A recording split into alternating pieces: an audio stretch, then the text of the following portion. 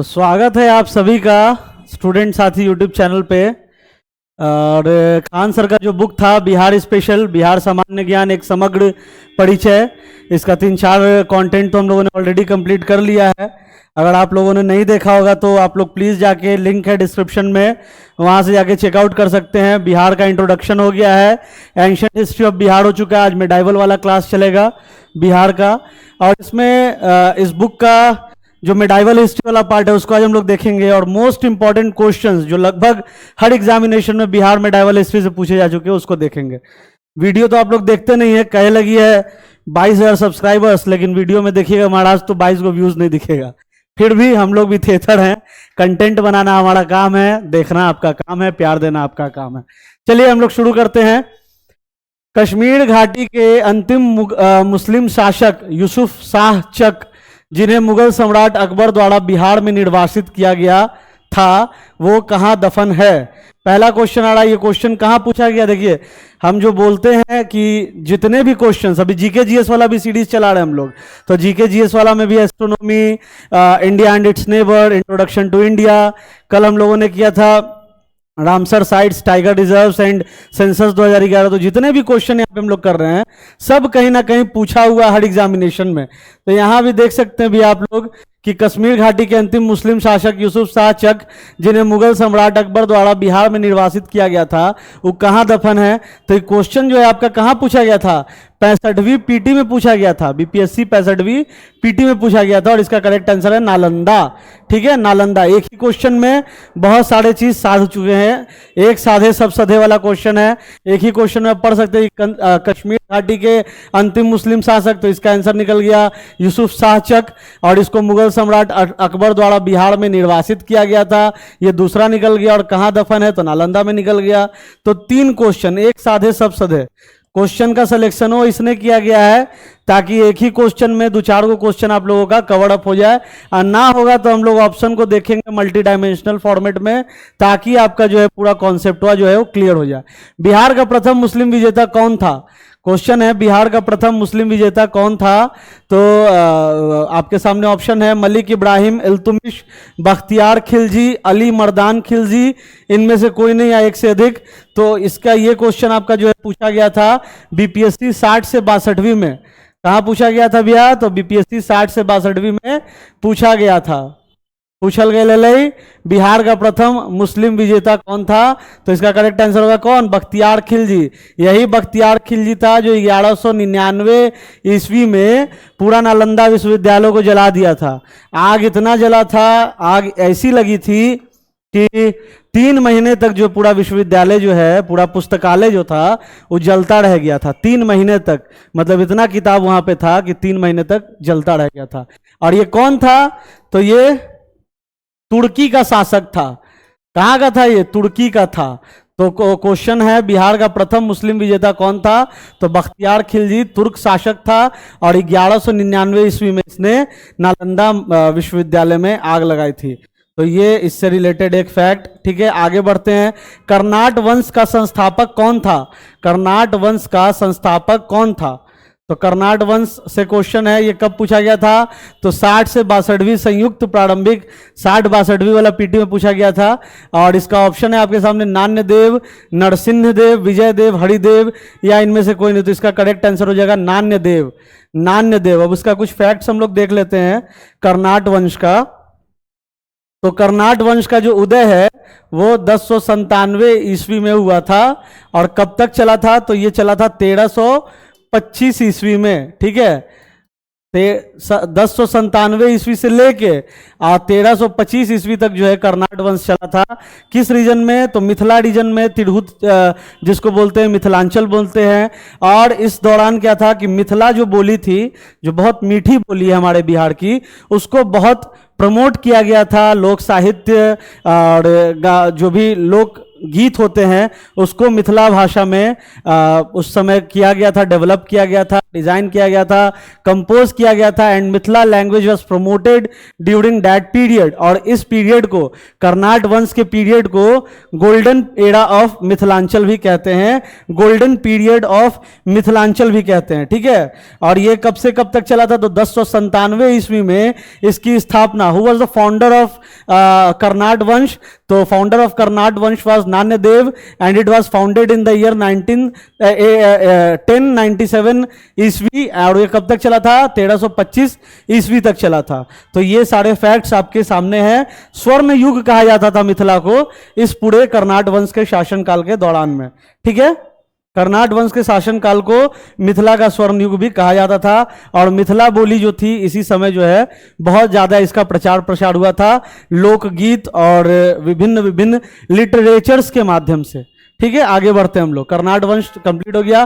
कर्नाट वंश से एक और क्वेश्चन आ रहा है, देखो कर्नाट वंश मेडाइवल हिस्ट्री में क्वेश्चंस आते हैं और ये क्वेश्चंस पूछे गए, इसका सबूत यहीं पे आपको दिख रहा है कि 60 से 62वीं बीपीएससी पीटी में पूछा गया था। एग्जाम कब कंडक्ट हुआ था? तो 12 फरवरी 2017 को हुआ था। और इसमें कर्नाट वंश का अंतिम शासक कौन था ये पूछा गया था। तो ऑप्शन है हरि सिंह, राम सिंह, मती सिंह, श्याम सिंह, सब सिन्ने हैं। तो इसका करेक्ट आंसर होगा हरि सिंह। हरि सिंह 1325 ईस्वी में, 1325 ईस्वी में हरि सिंह जो है वो लास्ट शासक था किसका? कर्नाट वंश का। कर्नाट वंश पे आखिरी शासक जिसने रूल किया कर्नाट वंश के वो थे हरि सिंह।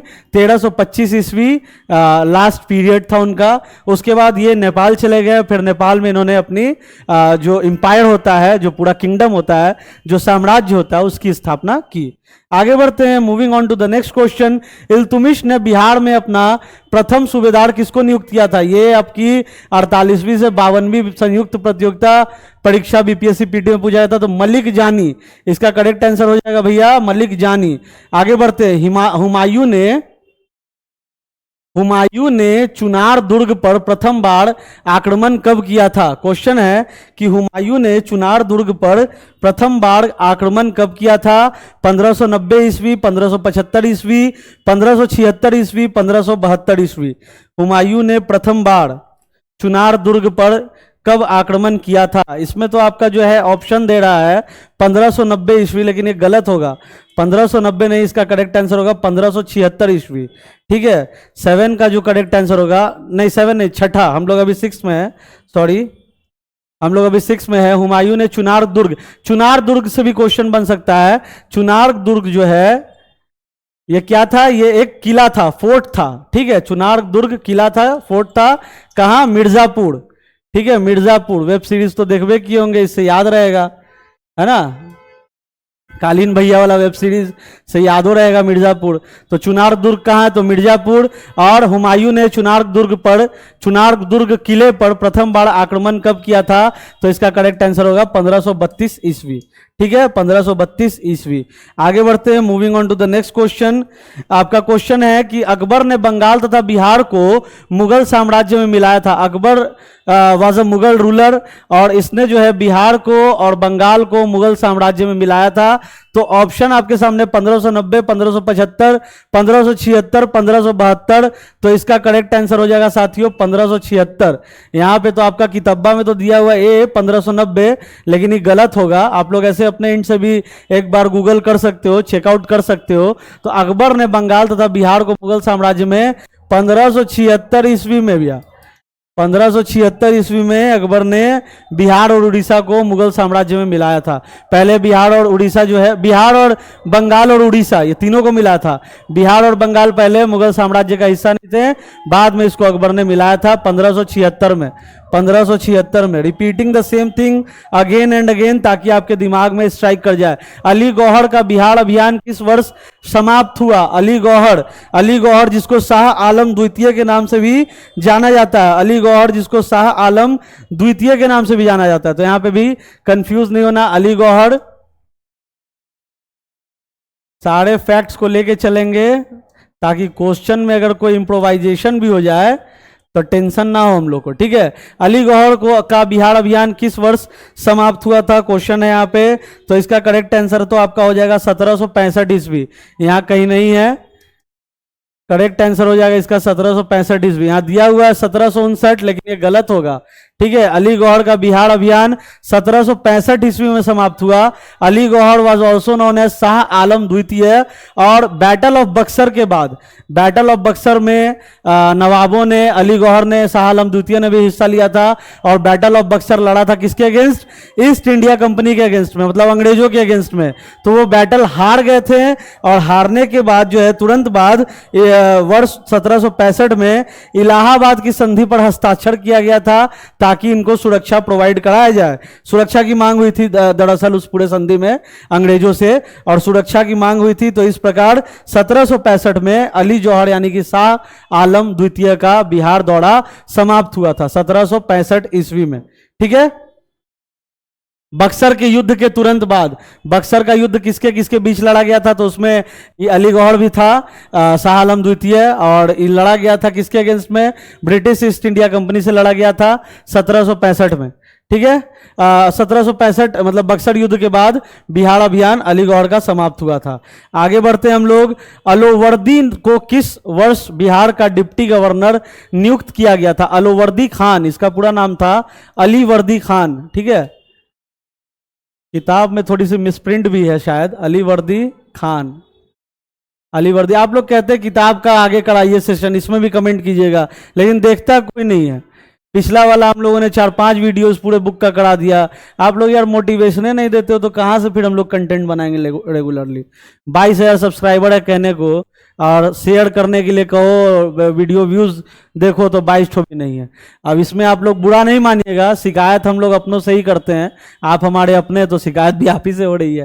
ठीक है, अलवर्दी को किस वर्ष बिहार का, अलवर्दी खान, ठीक है, क्वेश्चन अगर आ जाए अलवर्दी खान तो उसमें भी कंफ्यूज नहीं होना है। किस वर्ष डिप्टी गवर्नर नियुक्त किया गया था? डिप्टी गवर्नर को उस दौरान क्या कहा जाता था मिडाइवल इंडिया में? नैब नजीम। होप आप लोगों को ये दिख रहा होगा, नैब नजीम के नाम से भी डिप्टी गवर्नर को सूचित किया जाता था। तो अगर नैब नजीम आ जाए तो डिप्टी गवर्नर समझना है, डिप्टी गवर्नर आ जाए तो नैब नजीम भी समझना है। ठीक है, तो अलवर्दी को किस वर्ष बिहार का डिप्टी गवर्नर नियुक्त किया गया था?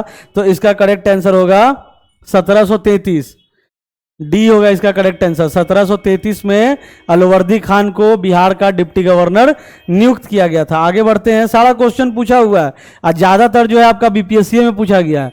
ब्रिटेन के राजा ने 1765 ईस्वी में एक फरमान द्वारा बंगाल, बिहार व उड़ीसा की दीवानी ईस्ट इंडिया कंपनी को कितने रुपए में दी थी? देखो क्वेश्चन सीडीपीओ में आया 2005 में, ऐसा नहीं समझिएगा कि बिना हाथ पैर का क्वेश्चन इस किताब में दिया हुआ है। सारे क्वेश्चंस का अपना मतलब है और सारे पूछे जा चुके हैं। तो ब्रिटेन के राजा 1765 ईस्वी में, अगर आप स्टेटमेंट को पढ़ोगे तो 3-4 क्वेश्चन तो यहीं से क्रैक डाउन हो जाएगा कि ब्रिटेन के राजा ने 1765 ईस्वी में एक फरमान द्वारा बंगाल, बिहार व उड़ीसा की दीवानी ईस्ट इंडिया कंपनी को कितने रुपए में दी थी? 26 लाख रुपए में दी थी। ठीक है, 26 लाख रुपए में दी थी। 13वीं शताब्दी में बंगाल के प्रांतपति गियासुद्दीन को और किस नाम से जाना जाता? तो बलबन। बीपीएससी में बहुत क्वेश्चंस था पिछले वाले में, मेडाइवल में बलबन से बहुत क्वेश्चंस थे। ठीक है, बलबन से ही ज्यादा क्वेश्चंस आते हैं हर एक एग्जामिनेशन में, खाली बीपीएससी का बात नहीं कीजिए, अगर और भी जनरल कॉम्पिटिशन की बात करें जाए तो गियासुद्दीन को जो है बलबन, गियासुद्दीन बलबन इसका पूरा नाम है। ठीक है, तो बलबन से ही इसको सूचित किया जाता है बहुत जगहों पर, तो इसमें भी कंफ्यूज नहीं होना है। तो 13वीं शताब्दी में बंगाल के प्रांतपति गियासुद्दीन ने युद्ध किया था किसके साथ? तिरहुत के राजा के साथ। तिरहुत के राजा यानी कि कर्नाट वंश के आखिरी शासक जो थे हरि सिंह, उनके साथ हुई थी। कर्नाट वंश का शासनकाल था। तिरहुत जो है ये मिथिलांचल,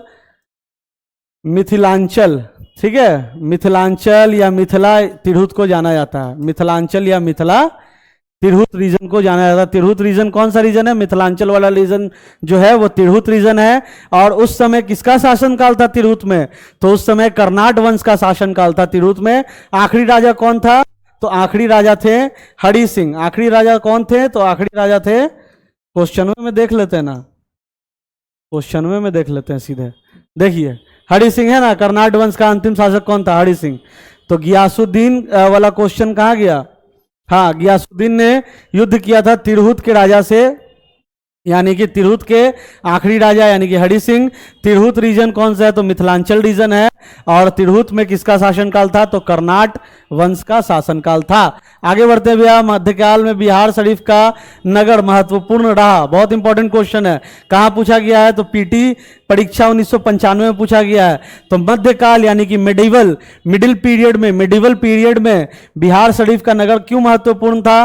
व्यापार केंद्र के रूप में नहीं, विद्या केंद्र के रूप में। क्यों? ठीक है, क्योंकि नालंदा यूनिवर्सिटी थी वहां पे। ठीक है, नालंदा यूनिवर्सिटी थी जिसको खिलजी जला दिया था। ठीक है, बख्तियार खिलजी। प्रशासनिक केंद्र के रूप में नहीं, धार्मिक केंद्र के रूप में। ठीक है, क्योंकि बौद्ध धर्म का जो है सेंटर माना जाता था बिहार शरीफ, नालंदा जो है बौद्ध धर्म का प्रचार प्रसार का सेंटर माना जाता था। और जब ये पूरे यूनिवर्सिटी को जलाया गया था तो कई सारे बौद्ध धर्म के प्रचारकों को, कई बौद्ध भिक्षुकों को भी जो है मारा गया था उस दौरान। ठीक है, तो मध्यकाल में बिहार शरीफ का नगर महत्वपूर्ण रहा था विद्या के केंद्र के रूप में, धार्मिक केंद्र के रूप में। तो इसका 2 और 4 दोनों करेक्ट आंसर हो जाएगा, यानी कि डी इसका करेक्ट आंसर हो जाएगा। आगे बढ़ते हैं हम लोग बिहार के। हाँ, और एक चीज है, एक और चीज है, पाल डायनेस्टी के दौरान बिहार शरीफ जो है वो कैपिटल था। ठीक है, पाल डायनेस्टी के दौरान बिहार शरीफ जो है क्या था? कैपिटल था, कैपिटल ऑफ मगध किंगडम। किसका कैपिटल था? Capital of Magadh kingdom. देखिए, एक एक चीज को हम यहाँ पे इसलिए लेके चल रहे हैं ताकि सारा कुछ आपका लगभग क्लियर हो जाए। क्वेश्चन अगर अलग अलग डायमेंशन से पूछ दे तो उसमें घबराना बिल्कुल भी नहीं है, क्योंकि तैयारी हो रही है जीत की, और शिक्षा से लेके मेरिट लिस्ट तक अपने नाम को दर्ज कराने तक की तैयारी हो रही है। तो एग्जामिनेशन सेंटर में तो घबराना बिल्कुल ही नहीं है। तो मध्यकाल में बिहार शरीफ का नगर महत्वपूर्ण रहा था विद्या केंद्र, धार्मिक केंद्र के रूप में। और एक क्यों रीजन था? तो पाला डायनेस्टी के दौरान that was Bihar Sharif was the capital of the Magadh kingdom. ठीक है, मगध किंगडम की राजधानी के रूप में भी बिहार शरीफ को जाना जाता था पाल डायनेस्टी के दौरान, पाल शासनकाल के दौरान। ठीक है, चलो हो गया। आगे बढ़ते हैं। बिहार के सुप्रसिद्ध संत सरफुद्दीन मनेडी का संबंध, बहुत इंपॉर्टेंट क्वेश्चन है। सरफुद्दीन मनेडी का संबंध सूफियों के किस संप्रदाय से था? यह था फिरदौसी संप्रदाय से। ठीक है, फिरदौसी संप्रदाय से था सुप्रसिद्ध संत सरफुद्दीन मनेडी। ठीक है, ये सूफी संत थे और इनका जो है फिरदौसी संप्रदाय से संबंध था। Moving on to the next question. Patna का प्रांतीय राजधानी बनाया था शेरशाह ने। शेरशाह बनाया था पटना को प्रांतीय राजधानी। ठीक है, शेरशाह सूरी। बिहार के प्रसिद्ध संत मखदूम सरफुद्दीन मनेडी, फिर वही क्वेश्चन है कि किससे संबंधित है? तो फिरदौसी से संबंधित है। ये आपका बीपीएससी प्रखंड कल्याण पदाधिकारी पीटी परीक्षा सन 2000 में जो आयोजित हुई थी उसमें पूछा गया था। शेरशाह के शासन काल के दौरान किसानों को एक कर देना पड़ता था, उस कर से संबंधित दस्तावेज को क्या कहा जाता था? देखो, शेरशाह के शासन काल के दौरान किसानों को एक कर यानी कि टैक्स देना पड़ता था, लैंड डीड। ठीक है, जमीन का टैक्स देना पड़ता था, लैंड डीड्स। ठीक है, जमीन का टैक्स, उस कर से संबंधित दस्तावेज को कहा जाता था पट्टा, और एक नाम से भी जाना जाता था कबूलियत। ठीक है, यहां लिख दिया मैंने, कबूलियत के नाम से भी जाना जाता था। कबूलियत और पट्टा जो था वो एक काइंड ऑफ टैक्स था फॉर द लैंड डीड्स। ठीक है, और किसके शासनकाल के दौरान था? तो शेरशाह के शासनकाल के दौरान किसानों को एक कर देना पड़ता था, उसको पट्टा या कबूलियत कहते थे, and that was given for the sake of land deeds by the farmers. ठीक है, आगे बढ़ते हैं। Moving on to the next question. Shershah की भव्य समाधि कहाँ है? सासाराम में है। ठीक है, पढ़ते ही आ रहे हैं। शेरशाह का मकबरा। सिखों के 10वें गुरु गोविंद सिंह का जन्म कहाँ हुआ था? देखिए, बहुत अच्छा क्वेश्चन है। सिखों के 10वें गुरु गोविंद सिंह का जन्म कहाँ? पटना में। पटना साहिब में गुरुद्वारा भी है, पटना साहिब गुरुद्वारा। ठीक है, और बहुत ही पवित्र स्थान है पटना इस कारण से भी, क्योंकि सिखों के 10वें गुरु, सिख धर्म के 10वें गुरु गोविंद सिंह जी का जन्म पटना में हुआ था, और पटना साहिब में गुरुद्वारा भी है। कई सिख श्रद्धालु हर साल यहाँ आते भी हैं इनके जन्मोत्सव पे, और पटना वासी जो है खुले दिल से इनका स्वागत करते हैं, जी आयानु करके। ठीक है, आगे बढ़ते हैं। सासाराम में किसका मकबरा? वही शेरशाह का। बिहार प्रदेश को किस मुस्लिम शासक ने सर्वप्रथम? वही बख्तियार खिलजी, जिसने सन 1199 में पूरा यूनिवर्सिटी को, जो शिक्षा का केंद्र था, जो धर्म का केंद्र था, उसको जला के राख कर दिया था। बिहार शरीफ शहर मध्ययुगीन समय में किस रूप में से महत्व रखता था? वही शिक्षा का केंद्र, धार्मिक केंद्र, नालंदा यूनिवर्सिटी के कारण। कब पूछा गया था? तो बीपीएससी प्रथम क्षेत्रीय कार्यालय मेंस परीक्षा में पूछा गया था। तो देखो कितना इंपॉर्टेंट है। शेरशाह सूरी का मकबरा एक एक क्वेश्चन वाला रिपीट कर दे वाला है पूरा किताबिये में। आई मेंस में पूछल गया था, मतलब पूछा गया है, इसे रिपीट भी किया गया है। शेरशाह सूरी का मकबरा कहाँ स्थित है? वही सासाराम। बिहार पर बख्तियार खिलजी के हमले का पहला विवरण, हाँ ये बढ़िया क्वेश्चन है। किस साहित्य से प्राप्त होता है? पहला विवरण कहाँ से प्राप्त होता है? तो ये हुआ था तबकाते नसीरी से। ठीक है, तबकाते नसीरी से बिहार पर बख्तियार खिलजी के हमले का पहला विवरण प्राप्त होता है। नालंदा विश्वविद्यालय का वैभव किसके हाथों नष्ट हुआ? वही बख्तियार खिलजी। बहुत क्वेश्चन पूछल जाता है इससे। ठीक है, बिहार में 1857 के, ये बढ़िया क्वेश्चन है, बिहार में 1857 के सिपाही विद्रोह का नेतृत्व किसने किया था? बिहार में 1857 के सिपाही विद्रोह, यही सिपाही विद्रोह जो है बाद में जाके रिवोल्ट ऑफ 1857 के नाम से जाना जाने लगा। ठीक है, सिपाही विद्रोह, सिपोय मूवमेंट, इसी को बाद में 1857 रिवोल्ट। और आजादी की पहली पटकथा, इंडियन फ्रीडम स्ट्रगल की पहली पटकथा यहीं से लिखी गई थी। ठीक है, इंडियन फ्रीडम स्ट्रगल की, लोग कहते हैं, कहने वाले बहुत कुछ कहते हैं, उसने आज़ादी दिलाई, उसने आज़ादी दिलाई, इस वर्ष से आज़ादी शुरू हुई। अलग अलग साहित्य में, अलग अलग कालखंड में, अलग अलग इतिहास में अलग अलग चीज़ें जानने को मिलता है। लेकिन ये वाला जो पीरियड था ना, ये इंडियन फ्रीडम स्ट्रगल का सबसे जो है पाथ ब्रेकिंग पीरियड था, पाथ ब्रेकिंग मूवमेंट था, जिसको सिपॉय मूवमेंट यानी कि सिपाही मूवमेंट के नाम से भी जानते हैं। इसी को जो है रिवोल्ट ऑफ 1857 के नाम से भी जाना जाता है। इसमें क्या हुआ था, उसमें भी आएंगे। पहले क्वेश्चन पे हम लोग आ जाते हैं। तो ये कहां से शुरू हुआ था? देखो, बिहार में 1857 के सिपाही विद्रोह का नेतृत्व किसने किया? पटना नहीं, गया नहीं, सासाराम नहीं, आड़ा किया था। ठीक है, आड़ा किया था। आड़ा के कौन थे? जगदीशपुर वाले बाबू वीर कुंवर सिंह, जिनके नाम से आड़ा में विश्व प्रख्यात विश्वविद्यालय भी है, बाबू वीर कुंवर सिंह यूनिवर्सिटी। और बाबू वीर कुंवर सिंह जो है, इनका जन्म कहाँ हुआ था? तो आड़ा के जगदीशपुर में हुआ था। और सिपाही मूवमेंट जब हुआ था तब उनका उम्र जो था कितना था? 80 साल था।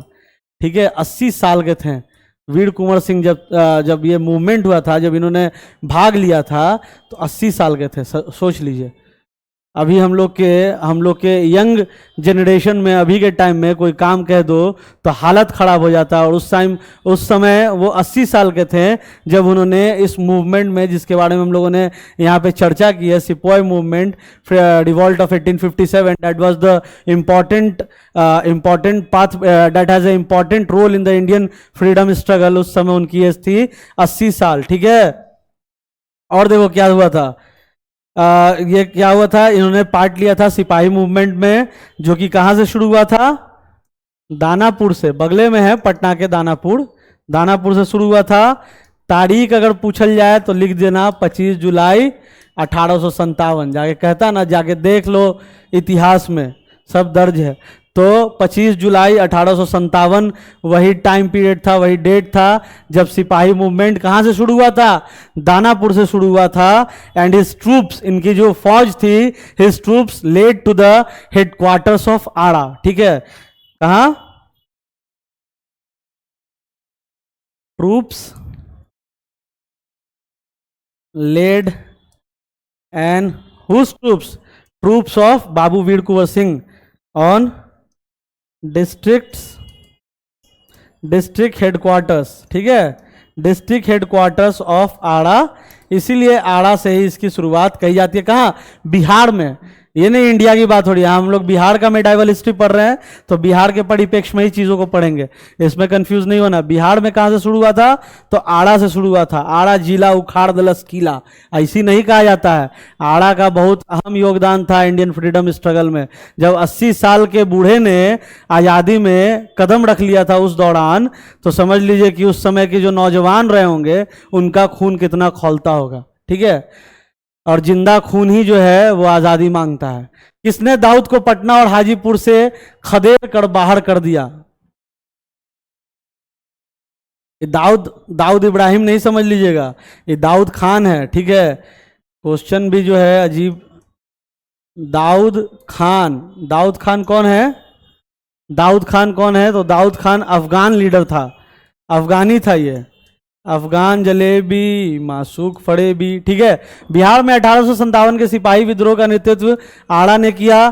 किसने दाऊद खान को पटना और हाजीपुर से खदेड़ कर बाहर कर दिया? अकबर ने किया था, ठीक है, अकबर ने किया था। अकबर कब आए थे पटना? अकबर 1574 में पटना आया था, ठीक है। अकबर 1574 में पटना आया था और उसी दौरान इसने जो है दाऊद खान को जो अफगान चीफ था उसको खदेड़ कर पटना और हाजीपुर से बाहर किया था। अफगान चीफ, अफगान चीफ को पटना और हाजीपुर से खदेड़ कर बाहर किया था किसने? अकबर ने, मुगल सम्राट अकबर ने, ठीक है। शेर शाह का मकबरा, फिर वही क्वेश्चन, सासाराम, ठीक है। क्वेश्चन लगता है कंप्लीट हो गया। हाँ, क्वेश्चन कंप्लीट हो गया, सेशन कंप्लीट हो गया। मेडाइवल हिस्ट्री का जितना भी 27 क्वेश्चन था, जो जितने भी एग्जामिनेशन में पूछे गए थे, वो सारा क्वेश्चन आपका इस बुक से कंप्लीट करा दिया गया है। और आरबीडी पब्लिकेशन की बुक है, बिहार सामान्य ज्ञान की लेटेस्ट एडिशन है। ये नहीं कमेंट बॉक्स में आता है कि सर कौन सा एडिशन है, तो एडिशन भैया एकदम लेटेस्ट है। बता देते हैं क्यों एडिशन लेटेस्ट क्यों है, ये भी बता देते हैं। क्योंकि इसमें बिहार का आर्थिक सर्वेक्षण 2022-23 और बिहार का बजट 2023-24 डाला हुआ है। दैट मीन्स ये सबसे लेटेस्ट एडिशन है। इसके पहले वाले एडिशन में जो था उसमें आपका बिहार का आर्थिक सर्वेक्षण 2021-22 का डाला हुआ था और बजट जो है वो 22-23 का डाला हुआ था। लेकिन इसमें आपका लेटेस्ट बजट और लेटेस्ट इकोनॉमी सर्वे डाला हुआ है। तो इसी बुक से हम लोग अभी पूरा सेशन करते हुए आ रहे हैं, इसी बुक से हम लोग पूरा सेशन देखते हुए आ रहे हैं। और मेडाइवल हिस्ट्री आज इस बुक से हम लोगों ने कंप्लीट किया। आशा करते हैं कि वीडियो ठीक लगा होगा। तो आप वीडियो को देखिए, जो हर वीडियो में कहते आते हैं, थोड़ा शेयर कर दीजिए, थोड़ा लाइक कर दीजिए, थोड़ा सब्सक्राइब कर दीजिए। बाकी आपकी मर्जी, बाकी सब फर्स्ट क्लास। तो ये कंटेंट जारी रहेगा और साथ ही साथ जो जीके जीएस वाला सेशन चल रहा है उसको भी जारी रखेंगे, क्योंकि एग्जामिनेशन बहुत करीब है। अलग अलग विभागों में बहुत सारी वैकेंसीज आने वाली है और जितना भी सेशन कराया जा रहा है सब इंपॉर्टेंट है। डिस्क्रिप्शन में ऐप का भी लिंक है जिसमें बिहार स्पेशल का जो कोर्स है वो बिल्कुल फ्री दिया जा रहा है, along with PDF study material और वीडियोस के साथ। उसको भी जाके एक्सेस कर सकते हैं, कोई पैसा लग नहीं रहा है, फ्री ऑफ कॉस्ट है। तो thanks for watching this entire video and all the very best for the upcoming examination. Thank you so much.